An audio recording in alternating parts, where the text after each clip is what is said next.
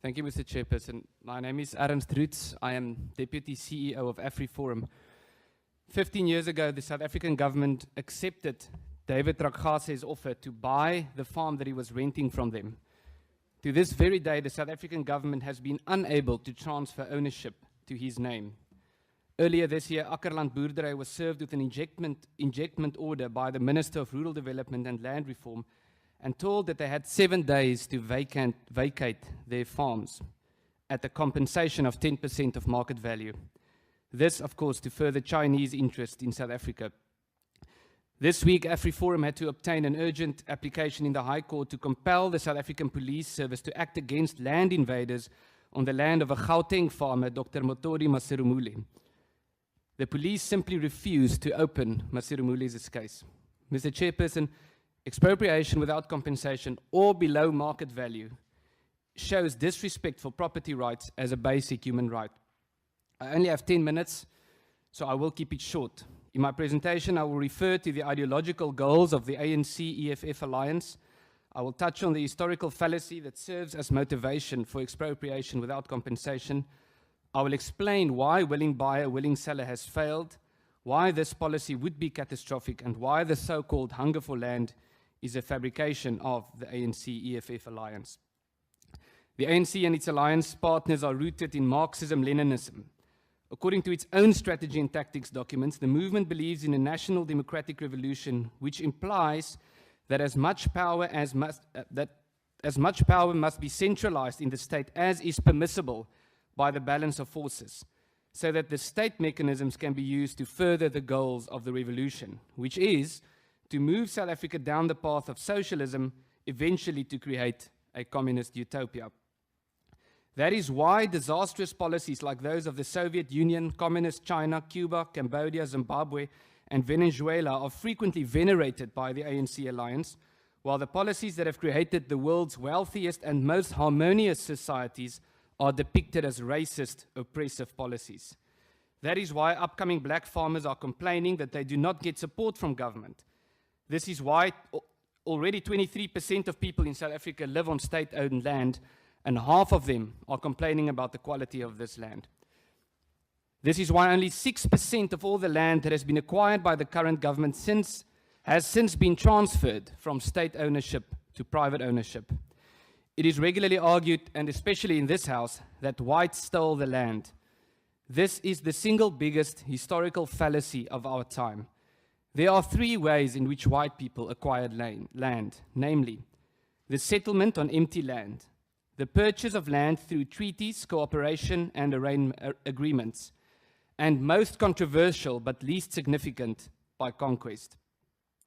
Then, of course, there was legislation such as the Native Land Act of 1913 and the Group Areas Act of 1950. These injustices must be dealt with, but they must be dealt with specifically and not used to construct grand false narratives or to advance new racist policies.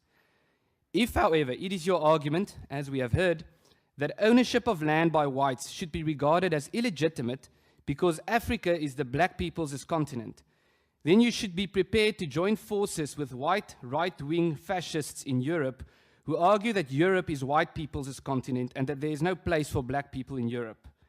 If you argue that white people in Africa shouldn't receive equal treatment, but that the rights of black people in Europe should be protected, then you are nothing other than a racist hypocrite. Government has already spent more than 50 billion rand on land reform and has very little to show for it.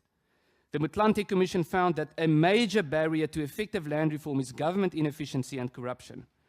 About 5% of agricultural land is available in the market for purchase every year.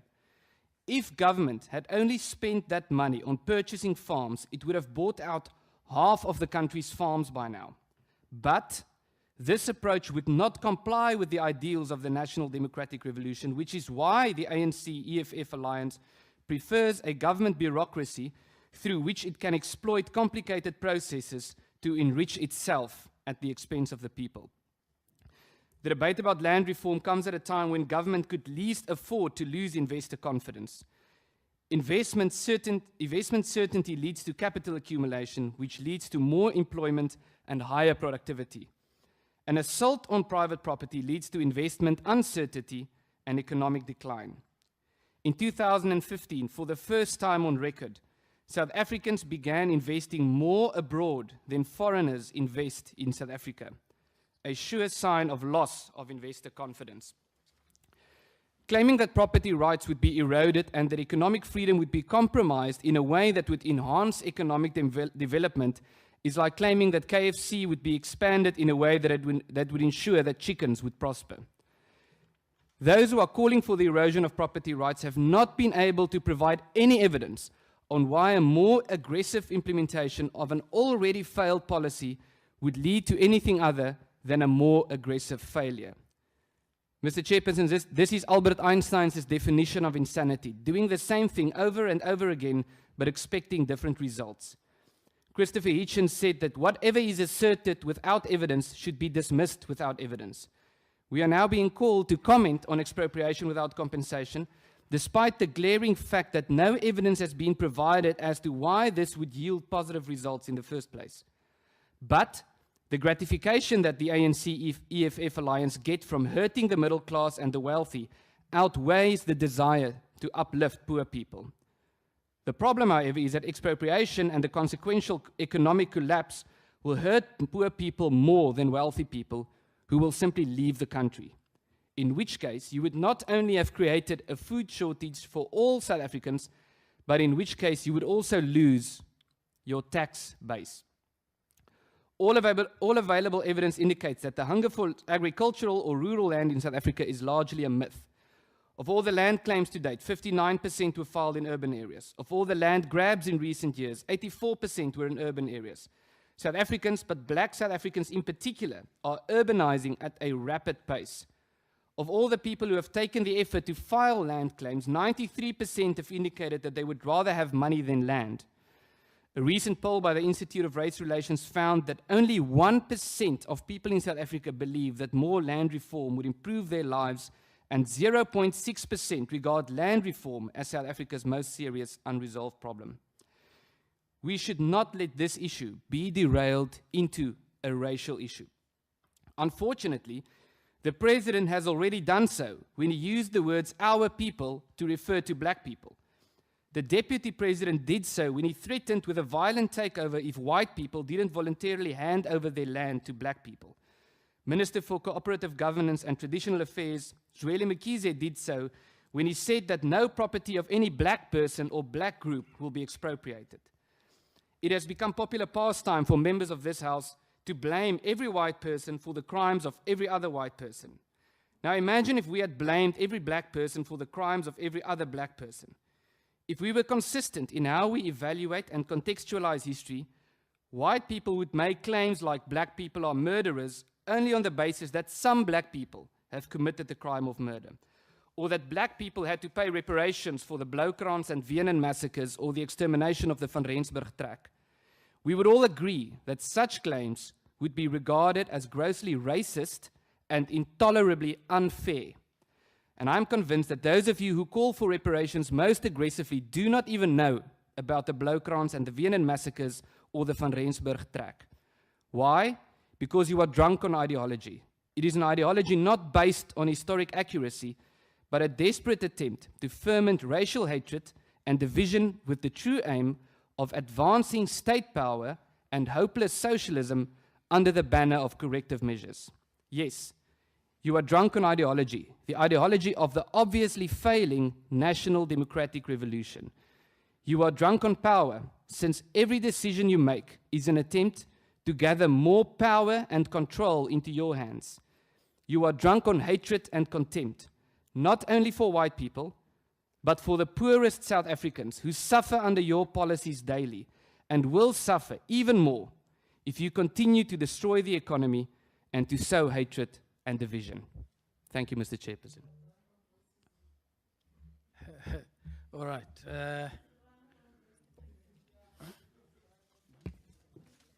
Honorable Maila,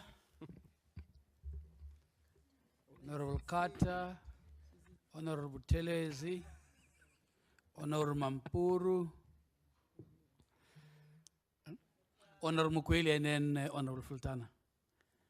Asishege. Chair.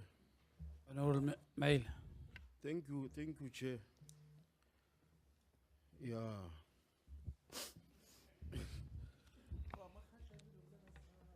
Eish. No, I'll start, Mr. Fulton.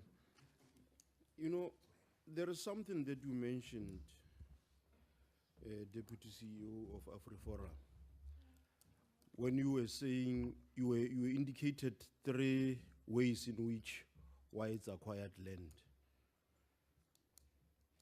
Then you said they acquired empty land. That's the biggest hogwash I've ever had. You see, you are a descendant of voortrekkers and other people like missionaries who would come to an area, find people, and say that they have discovered people. And therefore the land is theirs. And you call that land empty land. And that's nonsense. That's the biggest nonsense ever.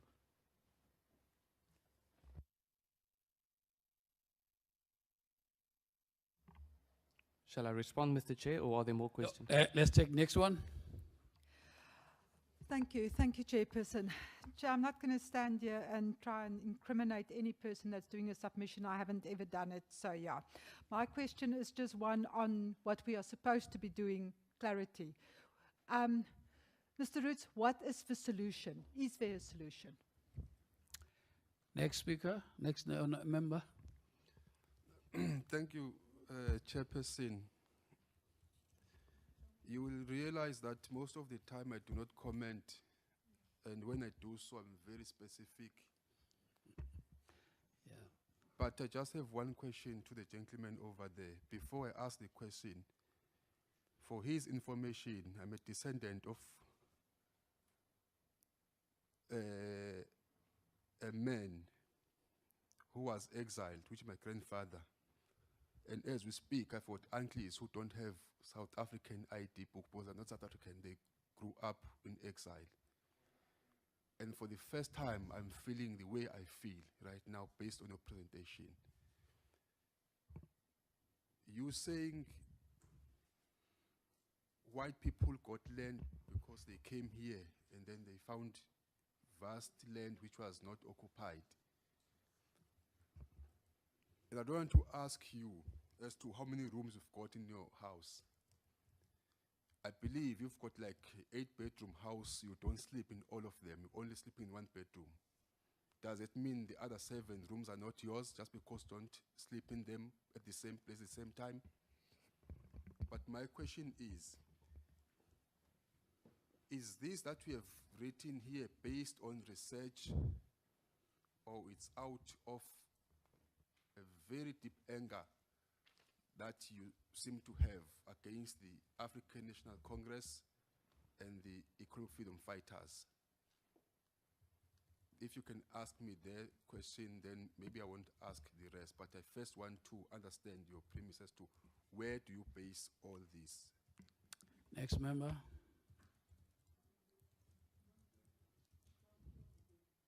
Mampuru. Okay, thank you, Chair.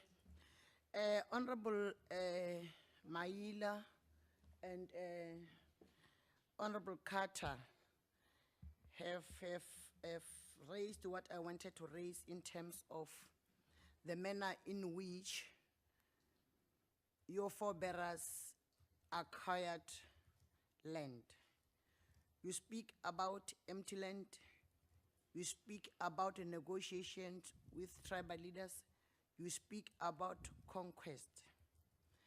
What I want to understand, Kgoshi Mampuru, who is my grandfather, has fought a very serious battle with regard to land. He was guillotined based on that. I don't know where his head is today. He fought for the whole of Transvaal. Then you say, in other words, he was fighting for something that belonged to you. Nonetheless, if you were in our boats, asking you the very same questions, we want our land back, you want to expropriate without compensation, what will be your answer? Thank you. Honorable Mkweli. Thank you very much, Chair. You know, Chief, let me tell you that our people died. Maybe your grandfather and your great-grandfather and your father didn't tell you what they did to our fathers and our grandfathers and our grandmothers and our great-grandmothers. That is why you come here with that tendency of even undermining us, telling us that we are delinquent, we are mad. That is why you come here with your whiteness and undermine that your grandfathers took our land and they murdered our people. That is why you come here and not acknowledge that the country is where it is because of your parents. That is why you are laughing, because you are not where we are today. Let me tell you, my brother, you are not my brother anyway. No, he is. No, he's not. He's not. No, that's just a joke. The fact of the matter, Chief, is that the land, chunk of the land is in your hand as white. Secondly, the reason why we go to towns is because that's how your spatial development made us to be. It doesn't mean that the land that you are occupying, as blacks, we can't work it. The manner in which you introduced your neoliberal and your apartheid system to us, make us to move to towns because we feel that where the towns are, that's where life is. Because you have taken everything that belongs to us, including the arable land that we used, our fathers used to work on it. You have taken our cattle. You have taken everything that belongs to us. That is why you are so arrogant towards us. You think we are inhuman. We are not living beings. That is why you are acting in the manner in which you are acting. I'm in here because of your arrogance. And let me tell you, my brother, from another mother, we are going to take our land, whether you like it or not.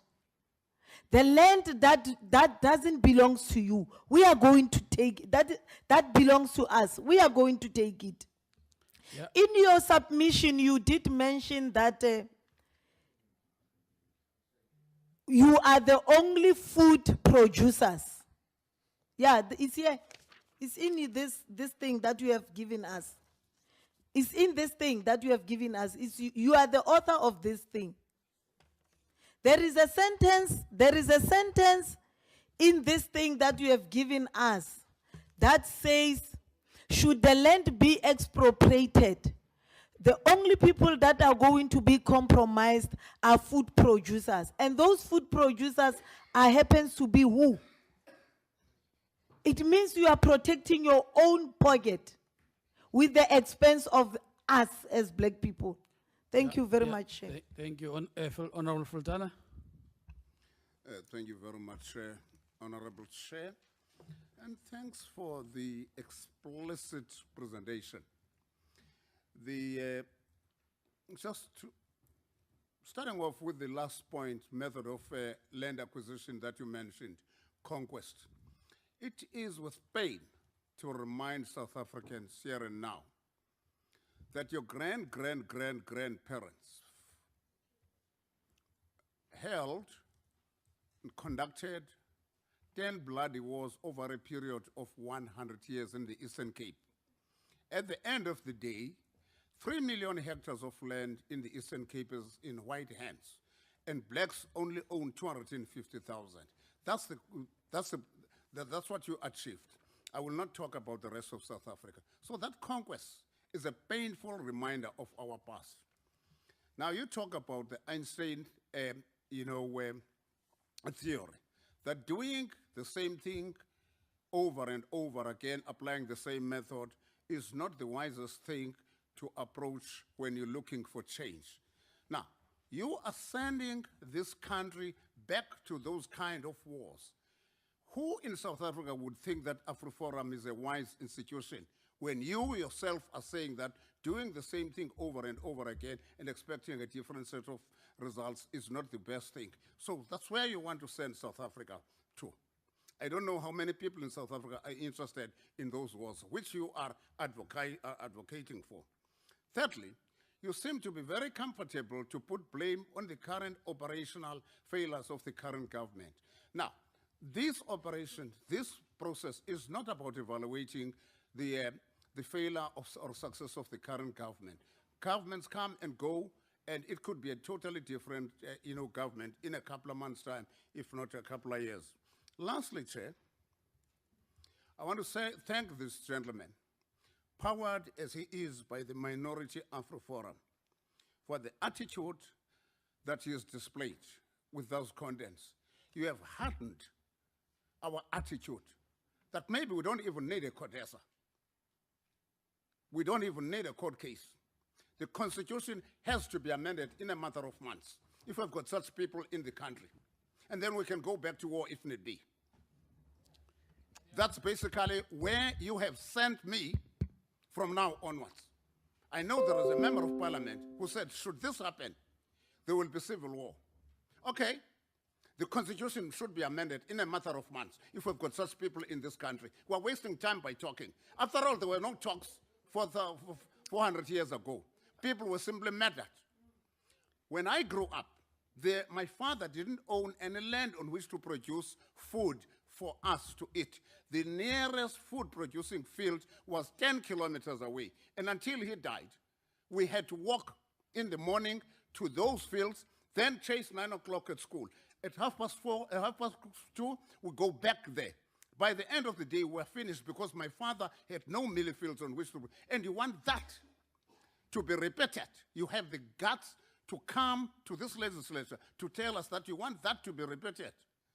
And my mother, who was a qualified teacher, had to drop out of school because of the policies of apartheid, because the policy wouldn't allow her to teach whilst my father was also a teacher, and there was no field for her, for our family to produce food. But here I am today as an MP. I will stand for them.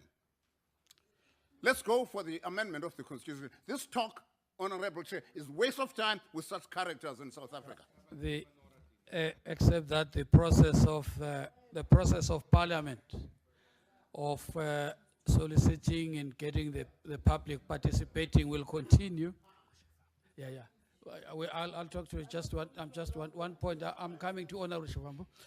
So the process of amendment will remain intact in terms of the Constitution. So it's Filtana's remarks, but not the committee's position. Honorable Shivambu, followed Honorable Mutapo. Thank you, Chairperson. Okay.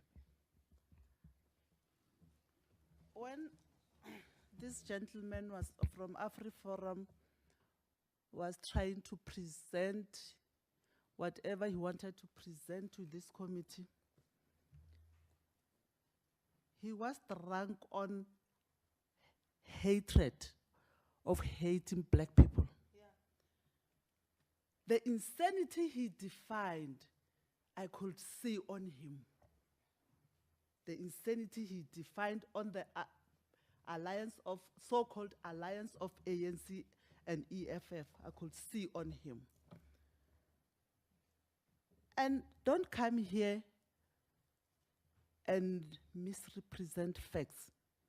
As we are talking now, even before, there's never been food security. There has been a lot of food shortage long before, especially for us, for masses of our people. So now, because Parliament has taken a resolution, you come here and try to be smart, try to be as if you are sympathetic to our people and say that they will, if this happens, there will be shortage of food. That's sheer insanity, drunk on hatred. Honourable The Shivambu. issue, Oh, the sorry. issue of, I'm taking back the words, Chair. The issue of, in law we say, there is a rest you lose. No man's land. The thing belongs to no one, like the birds when they fly here. They don't belong to anyone, they are rest you lose. So you want to tell us that in 1488, when Bartholomew Dias arrived here, it was no man's land. In 1652, when those guys, Jan van Riebeeck, arrived here, it was no man's land. That's sheer insanity and drunkenness on hatred. So what I would like to know from you, although I don't think it's necessary, as Honorable Mampur has alluded to, our royalty, our great-grandfathers and mothers, our kings and queens were robbed of their land. They were given mirrors. Now you tell us you negotiated. How can you negotiate with a person whom you don't even, because they didn't even understand these languages? How did you negotiate with them? So please, if you want this process or your inputs to be taken seriously, don't come here with sheer arrogance. We have been listening to you, insulting us, lambasting on us, calling us names, but you want us to take you seriously. That's sheer insanity. Shivambu. No, thanks, Chairperson. I honestly think we should not be agitated by racist Afrikaner children who come here and try to have some chicken audacity to try to insult us and try to anger us.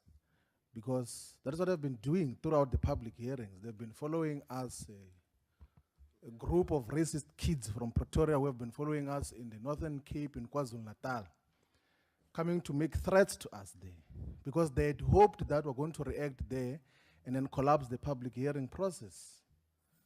That's what they've been doing. They are the ones who went to America to go and spread false propaganda that there's white genocide in South Africa.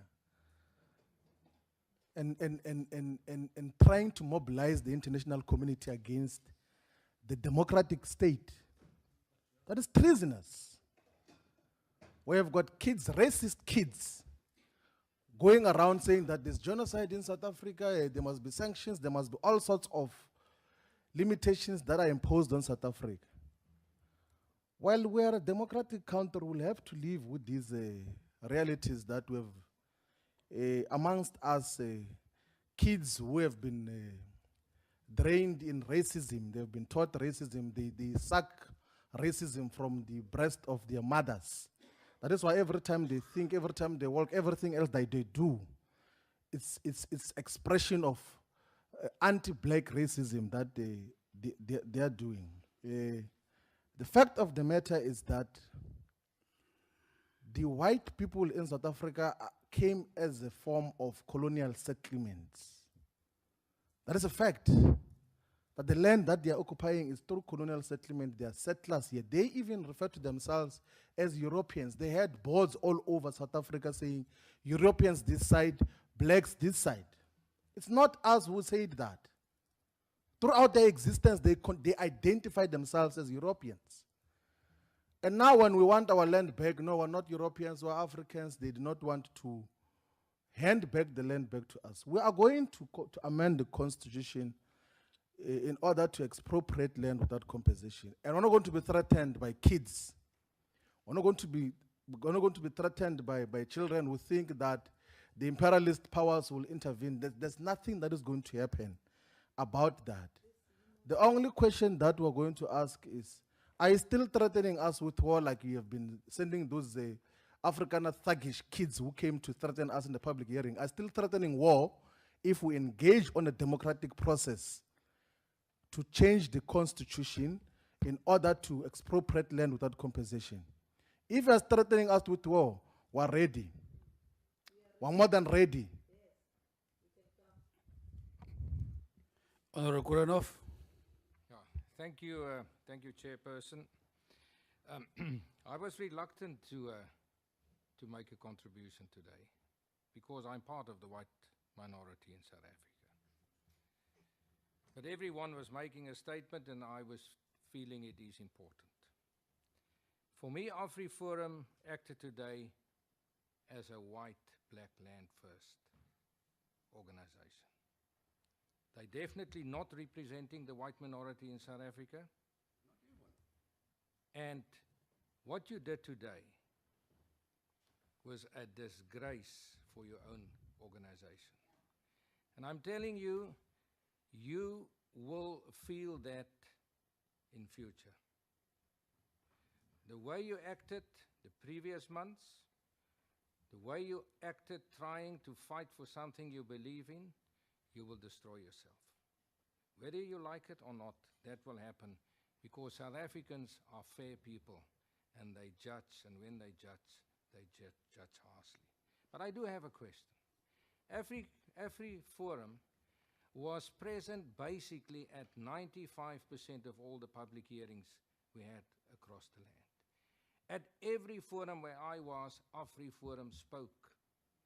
Was there not a report back from those people who spoke to head office to report to you that South Africa, the majority of South Africans who attended those hearings are hunger for land, and that is a problem that we all need to solve? And was there no report back to that? And if there was a report back, why don't you change your stance to be more progressive and trying to assist a problem we need to fix in this country? Honourable Swart.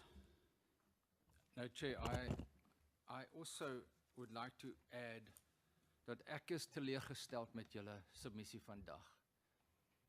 Ek is al 20 jaar in die parlement, where we've been building a new South Africa.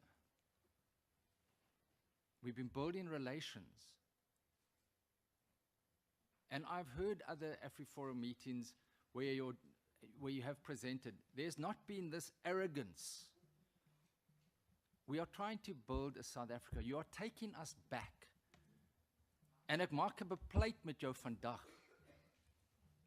dat your insults to the people here is unacceptable. We need to come together as a nation. Ek is Afrikaans sprekende. Vandag, 52 jaar gelede, is Hendrik Verwoerd doodgemaak in hierdie parlement. Jy weet dit, né? And we need to reach out to each other. You've heard people here that are hardening their hearts as a result of what you have said today. We've been sitting with this process for months to find a restorative justice solution. You have not commented on one clause of the Constitution. All you've done is you've attacked the ANC and the EFF.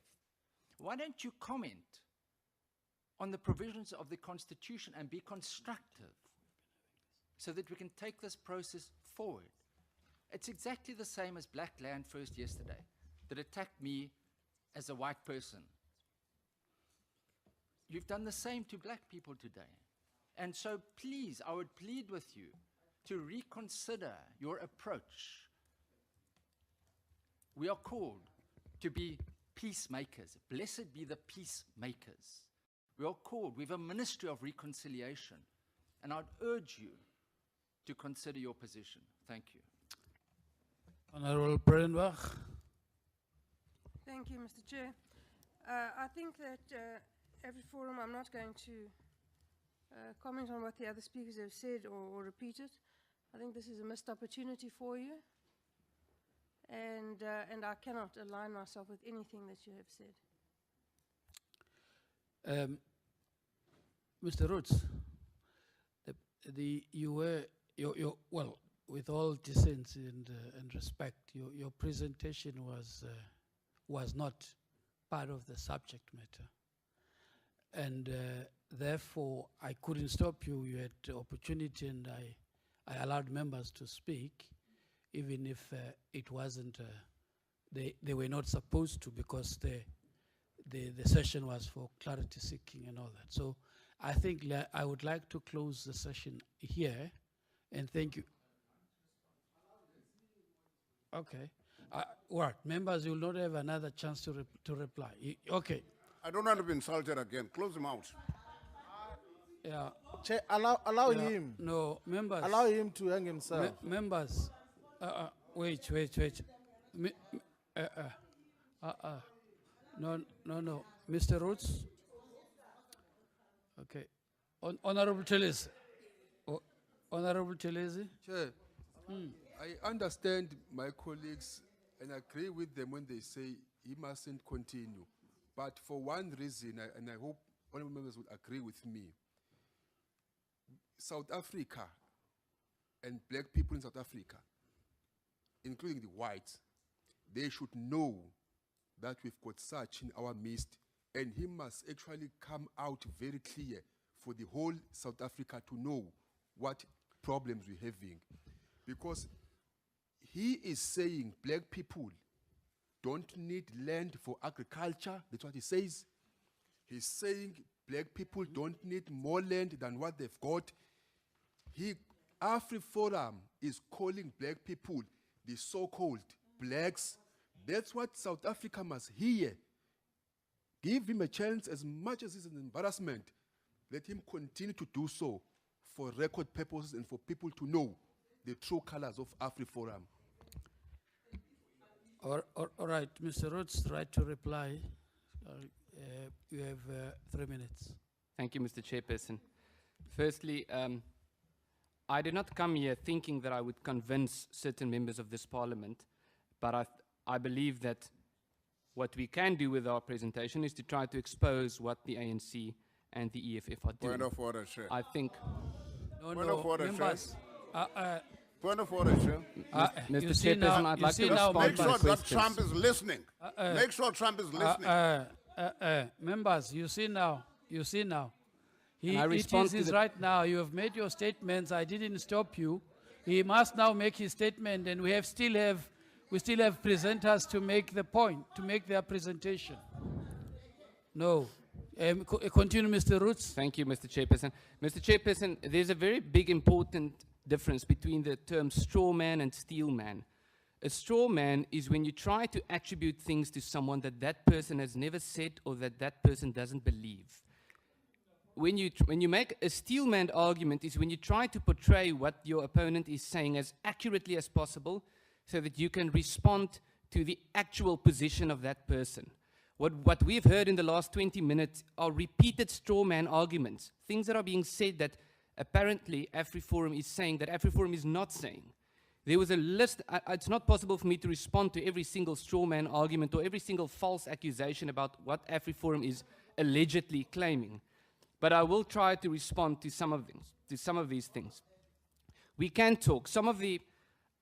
There were, and I've noted this in my presentation, that there were serious injustices in South Africa's history that we need to take cognizance of and we need to deal with them. So I don't have a lot of time. I'll respond first to the historic point and then I'll respond to the solution because I think that's what we believe the solution is. I think that's the most important point.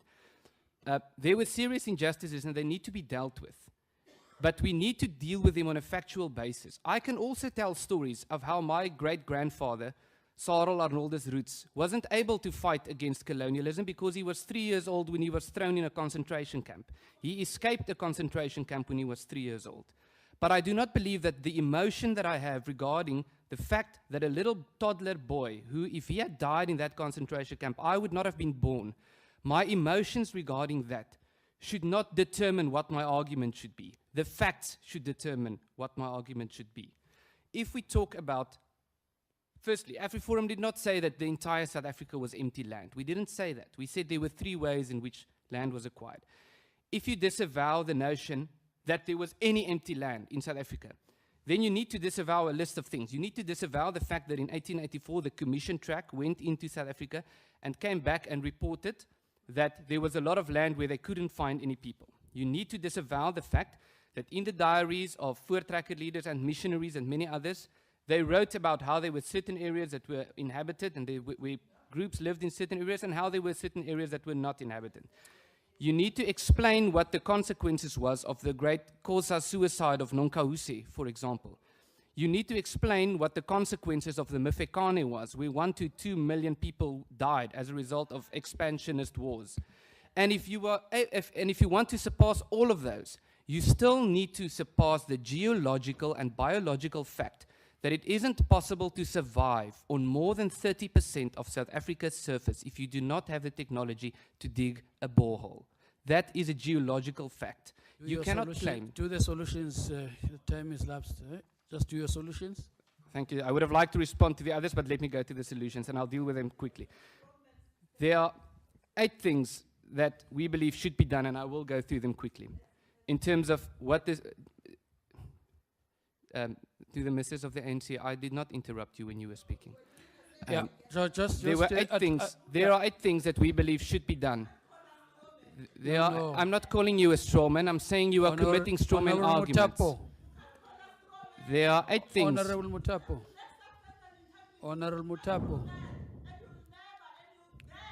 Honorable Mr. Mutapo, Chairperson, please. I think the intolerance that we are seeing here to arguments that disagree with yours is exactly the type of intolerance just give the that we solution, are answer struggling the question on with. solutions. Firstly, the first Mr. thing that Roets. needs to be done is there should be a proper protection of property rights in South Africa. We cannot have economic growth or economic prosperity without the protection of property rights. Secondly, people should have the opportunity to work for themselves, to work themselves out of poverty, and not be given freebies out of poverty, because that isn't sustainable. Thirdly, restitution must happen. It is not our view that there should not be restitution. There has to be restitution. But it must be historically accurate, and it must be based on evidence. Next, we need to fix the education system, particularly for black schools in South Africa, because all the available evidence indicates to us that black schools are the most dysfunctional schools in South Africa, which has a major consequence on prospects of economic prosperity. The next point, economic and labor policy that is not founded on the pursuit of actual economic freedom. Economic freedom is the freedom to produce, not the freedom to receive stuff for free. Economic and labor policy that is founded on actual economic freedom must be fostered. Next, we must close unnecessary government departments that only serve to waste taxpayers' money. We need to seriously cut down on the Department of Land Reform, which will leave less room for corruption and theft of money by ANC cadres, so that the money can be used for what it needs to be used, which is restitution, which needs to happen.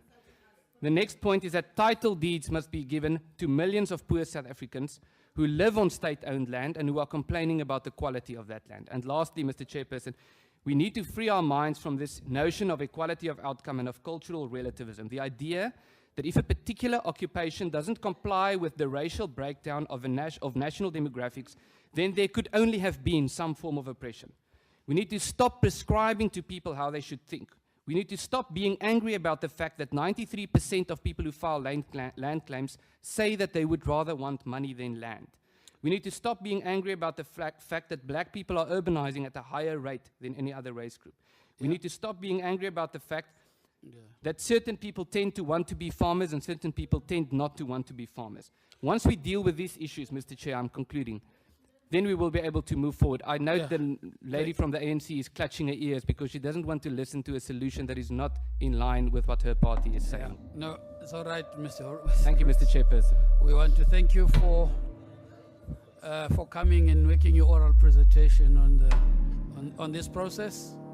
Thank you very much.